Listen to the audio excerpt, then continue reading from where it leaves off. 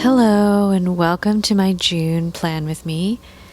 So before we get into June, let's take a quick look at how things looked for May. As you can see, my May calendar was pretty blank, as I'm sure was the case for many. I loved this quote by Rumi. I looked at it all the time and I absolutely loved this gratitude log. I really think writing a couple lines a day helped a lot with my mood.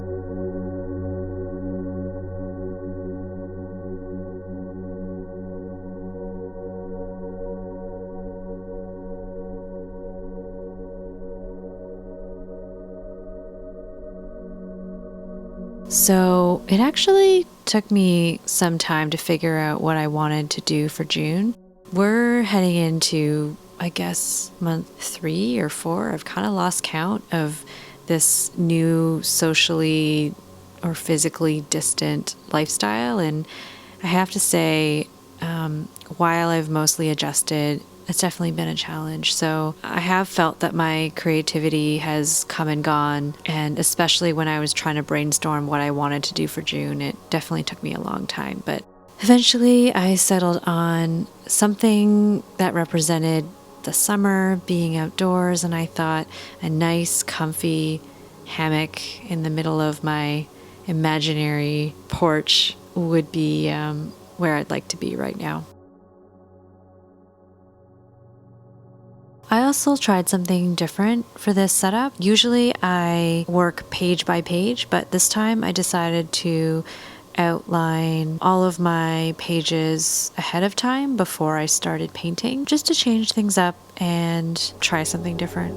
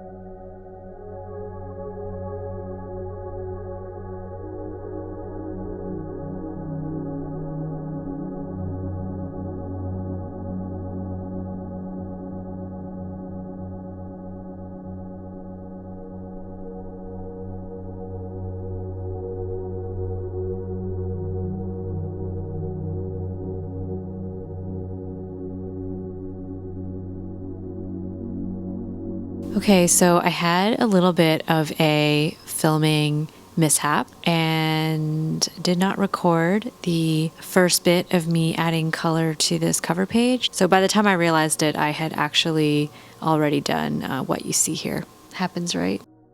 In my February bullet journal setup, I attempted to do grass in a very different way, and I thought I would tackle that again because I wasn't really too in love with how I approached it in that other cover page. So I tried a different technique where I layered in little kind of grass strokes and then built in color in layers. And then I decided to add some greenery around the frame of my, structure. I think if I were to do this again, I probably wouldn't have painted the wood pillars and left them blank because I had a lot of trouble getting the green to cover it. So what I actually did was I grabbed some of my gouache paints and I tried to use that to help cover up some of those pillars that I had originally painted.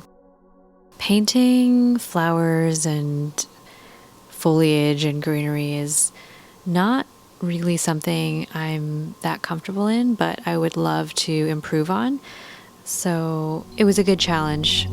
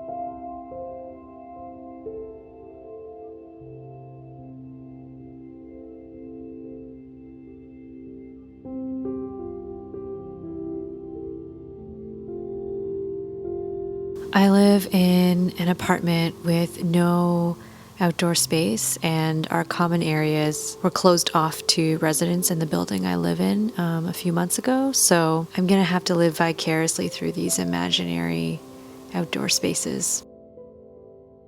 I thought the green could use some flowers, and again, if I were to do this type of painting over again, I probably would have tried to plan this better so that the colors of the flowers popped a little bit more, but I'm still pleased with the end result. I also experimented with adding some highlights with my white gel pen, and the results were interesting.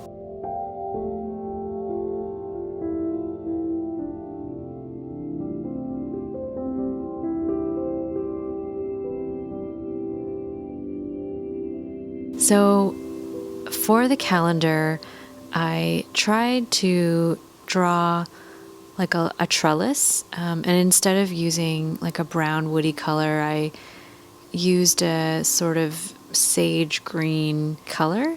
And then on the side, I drew a little hanging lantern that I thought was super cute. And if I had a patio, that's what I would get for it. I kept it simple, and I don't really expect my calendar to look that full, but I still like having a calendar to refer to throughout the month.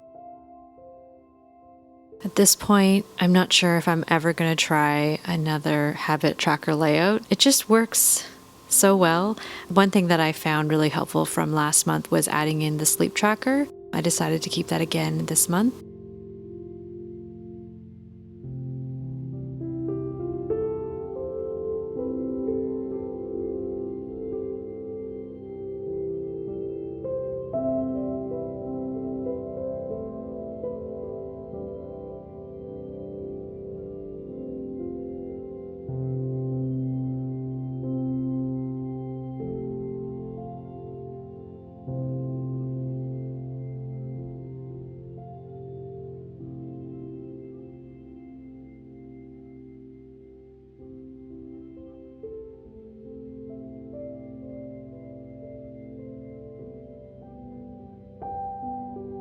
I used a mix of different greens and blues that I had made from the previous spread. When I came across this quote, I really liked it because I do have a tendency to be really afraid of failure. And I think that stems from wanting everything to be perfect. And so when I came across this quote, it just really spoke to me because, as simple as it is, it almost just felt like a good reminder for myself that I don't have to be perfect. I can be good, and that's okay. And bringing back the gratitude log this month, I initially thought it was kind of cheesy, but I am finding that just taking a couple minutes every day to write down a couple things you're grateful for has really been a nice way to record happy moments during this really weird time. I think last month a lot of my little sentences were cuddling with coconut or spending quality time with Mike. It doesn't have to be big things, but just reminding myself of what to be grateful for is, I think, a really good practice that I want to keep up for the rest of the year.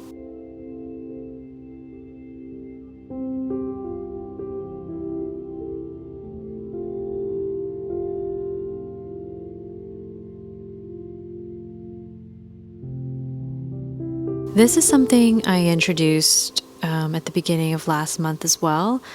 I felt like I was doing a lot of emotionally fueled spending. I felt like I just needed to rein that in a little bit.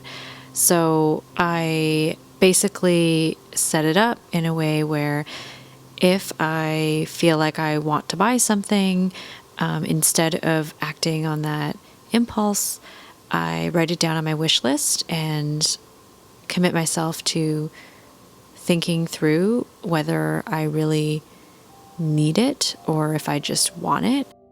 And the idea is that at the end of the month, if I still want those things or I still feel like I need those things, then maybe I'll consider actually purchasing them.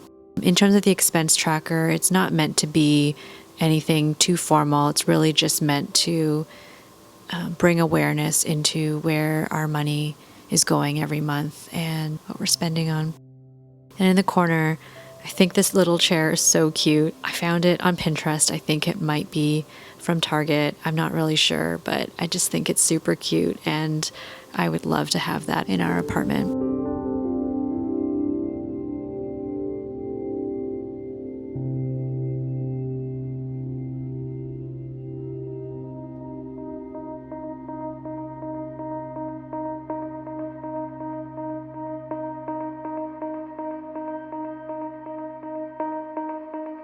Okay, time for the final flip through.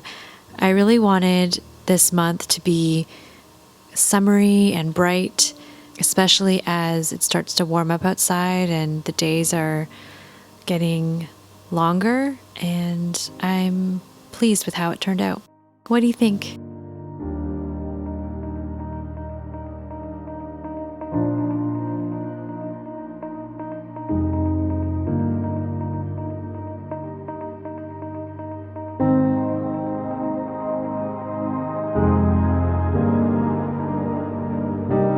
Thanks for watching.